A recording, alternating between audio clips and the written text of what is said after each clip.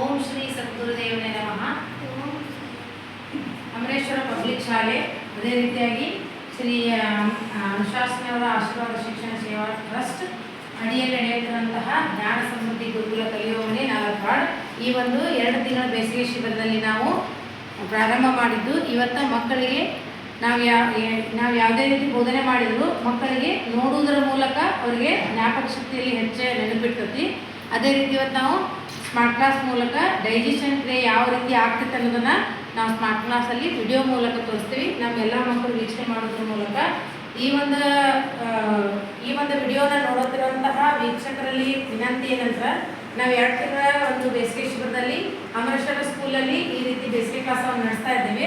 ಅದಕ್ಕೆ ನಮ್ಮ ಯಾರಾದರೂ ಮಕ್ಕಳಿದ್ರೆ ದಯಮಾಡಿ ಈ ಒಂದು ಅಮರೇಶ್ವರ ಪಬ್ಲಿಕ್ ಶಾಲೆಗೆ ನೀವು ಮಕ್ಕಳನ್ನ ಕರೆತರೋದ್ರ ಮೂಲಕ ನಾವು ಈ ರೀತಿ ಸ್ಮಾರ್ಟ್ ಕ್ಲಾಸ್ ಜೊತೆ ಅಭ್ಯಾಸದ ಜೊತೆ ಹಾಡು, ಡಾನ್ಸ್, ಕೃತಿ, ನಾಟಕ, ಸಂಗೀತ, ಯೋಗ ಪ್ರತಿಯೊಂದನ್ನು ನಿಮ್ಮ ಮಕ್ಕಳಿಗೆ ನಾವು ಹೇಳ್ಕೊಡ್ತೀವಿ. ಅದಕ್ಕೆ ಯಾರಾದರೂ ಆತ್ಮೀಯ ಪಾಲಕರು ಹಚ್ಚಬೇಕನ್ನೋ ಹಂಬಲಿದ್ದವರು ನಮ್ಮ ಗುರುಕುಲಕ್ಕೆ ನಮ್ಮ ಶಾಲೆಗೆ ಬಂದ ತಮ್ಮ ಮಕ್ಕಳನ್ನ ಕಳಿಸಬೇಕಾಗಿ ತಮ್ಮಲ್ಲಿ ಕೇಳಬೇಕು.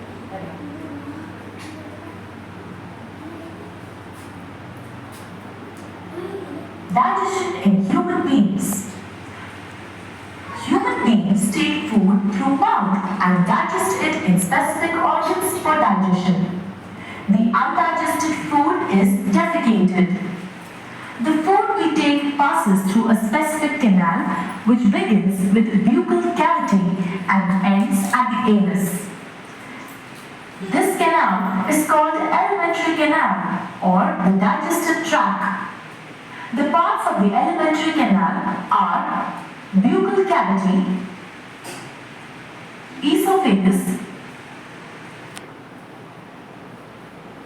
stomach, large intestine, small intestine, rectum, and anus.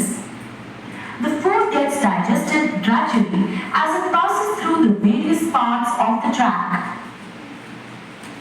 Digestive juices secreted by the salivary glands, liver, and pancreas also aid digestion. Mouth and the buccal cavity. Food intake in human beings is through mouth. This process of taking food is called ingestion. Chewing food is very necessary for proper digestion as digestion process starts in the mouth itself. What happens during chewing? The large pieces of food we eat are mechanically broken down into small pieces. Teeth helps us in doing so. Action of saliva on food. During chewing, food mixes with saliva. Saliva is secreted from salivary glands located on the lower jaw between the tongue and teeth. Saliva converts starch in food into sugars and also softens the food. Tongue. Taste of food can be detected by the taste buds present on the tongue. Tongue is a fleshy muscular organ attached to the floor of the buccal cavity. It is free at the front and moves in all directions. Taste buds appear as small bumps on the tongue and have different regions which help us enjoy different tastes. Esophagus or food pipe. The swallowed food from the mouth passes onto the esophagus. The epiglottis, which is a flat-like structure behind the tongue, directs the food into the esophagus and prevents entry into the larynx. The peristaltic movements of the esophagus helps the food to move down the tract till it reaches the stomach. Stomach.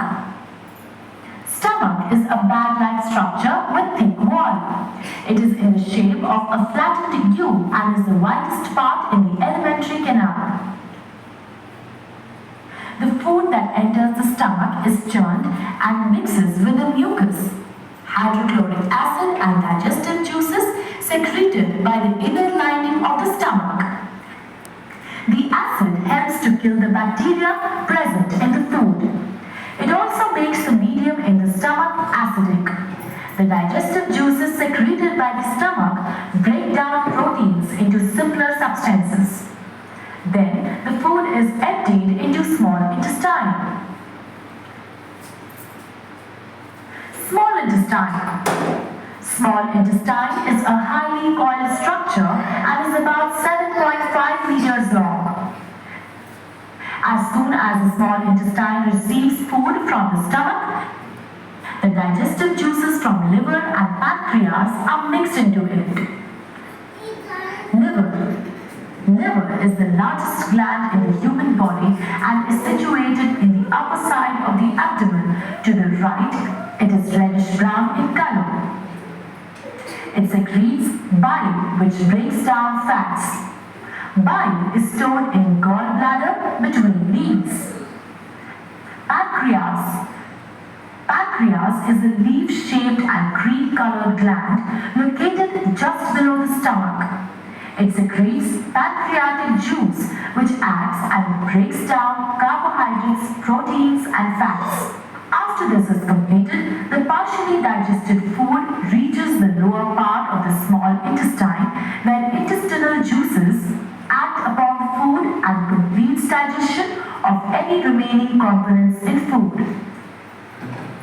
The carbohydrates in the food break down into sugars like glucose, fats into fatty acids, and glycerol, and proteins into amino acids. The food consumed is digested and is now ready to be absorbed into the blood. Absorption of food in the small intestine. The inner wall of the small intestine has finger-like projections called villi, which have a network of thin blood vessels close to the surface. The villus increases the surface area of absorption and absorbs the digested food materials. The substances thus absorbed are transported through the bloodstream to different organs in the body and are used to build complex substances like proteins. This process is called assimilation. In the cells, glucose breaks down into carbon dioxide and water with the help of oxygen and releases energy. The undigested and unabsorbed food enters the large intestine. Large intestine. The large intestine is wider than small intestine and measures 1.5 meters in length. Once the undigested food enters the large intestine, it absorbs water and some salts from it and passes the remaining waste into the rectum. Here it remains as semi-solid fecus. The fecal matter is removed through the anus. This is called